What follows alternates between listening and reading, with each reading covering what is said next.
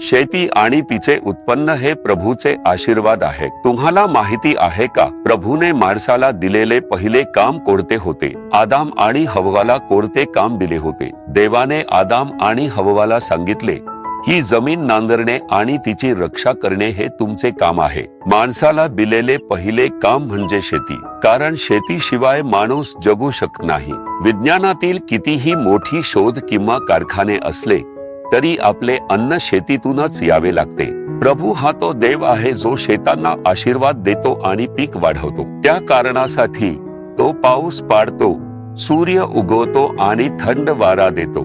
यामुळे शेतांना फळे येतात आणि आपण आशीर्वादित होतो। म्हणून आपल्याला शेत आणि शेतकऱ्यांसाठी देवाची स्तुती करायला हवी। शेतांना फळ येण्यासाठी आणि आपल्याला अन्न मिळावे म्हणून त्याने दिलेल्या आशीर्वादाबद्दल आपल्याला त्याचे आभार मानायला हवे। संपूर्ण व्हिडिओ पाहण्यासाठी Jesus redeems Marathi YouTube channel पहा।